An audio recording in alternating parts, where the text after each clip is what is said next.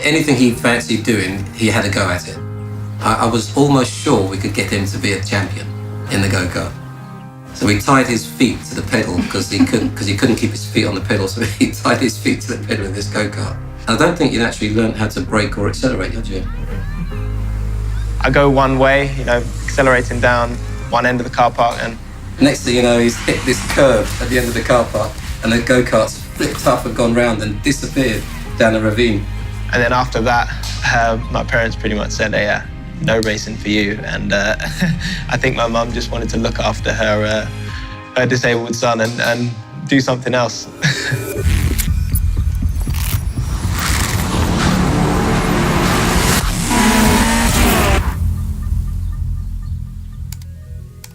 When I got the opportunity to work for Project Cars, it was very minimal. They said, we just want you on board. What you can give us is fantastic. Your name, the fact that you raced, the fact that you're great with sim gaming. They said, just drive the game a couple of times, write some reports, and just send it to us.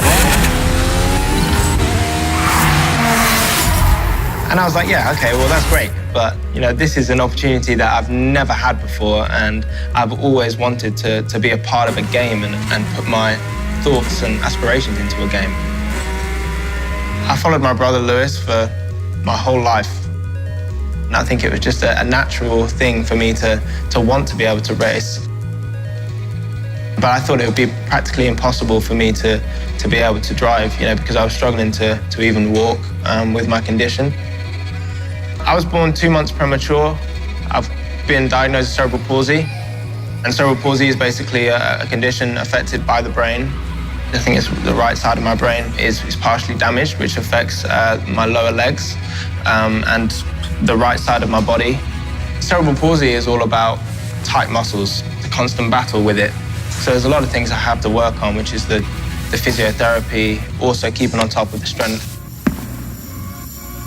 When I was about 15, I got this demo through the door. I took it upstairs, and that was my first sort of experience in a simulation game. And I got a steering wheel and some pedals. I thought if I can't have a career in real life, then why can't I have one online and in the virtual world?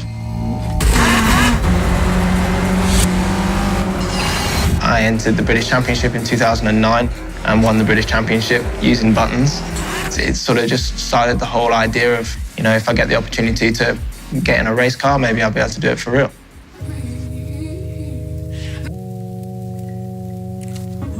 I pestered my dad for weeks and weeks and said, can I get in a race car? And he thought, okay, well, I'll give him a little shot. I went to this driving school, which is owned by Jonathan Palmer. Within half a day, I was a second faster than the instructor straight away. Yeah, I came last. I couldn't catch him or Lewis. It's impressive to watch Nick drive. Us being Hamiltons, we're pretty much all or nothing. So we went into the Clio Cup, which is a step down from British touring cars, and it's the hardest or the toughest one-make series in the UK. Within 4 months, I went from a sim gamer to having my first opportunity to race a race car.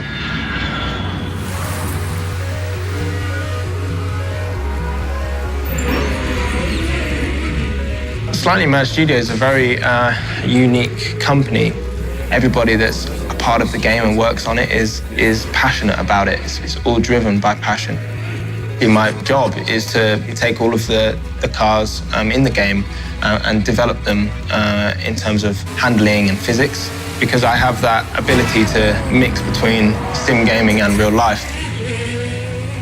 Nick did a lot of simulation racing himself, a lot of it. In fact, he was a simulation series champion.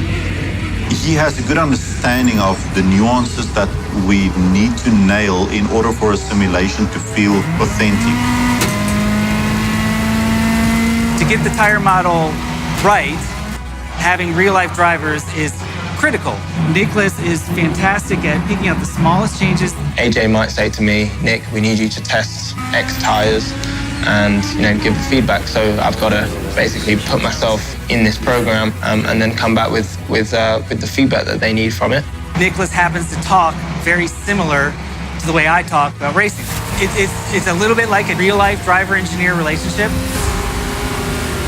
Every car that is in the game is basically hand-built.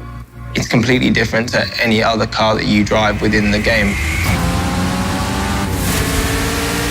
I've driven a lot of the circuits that are in the game, so all the attention to detail, just like the blades of grass and the bumps that are in the circuit, all those sort of things I wanted to really knuckle down on to make sure that the game was as strong as we could get it.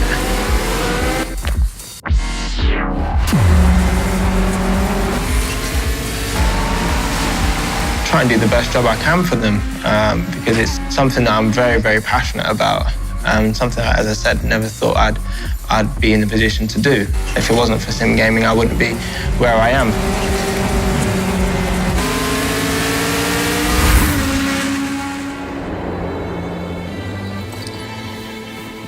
If I didn't have that desire to want to play a game, it wouldn't have put me in this position, so my mindset wouldn't have been in the way it is now. So really, it stemmed from the whole sim gaming world, which I've only actually realised now talking to you. Because otherwise, I'd have just been in a wheelchair and I don't know where I'd have been. I don't know what I'd have been doing. Yeah, so it's pretty crazy.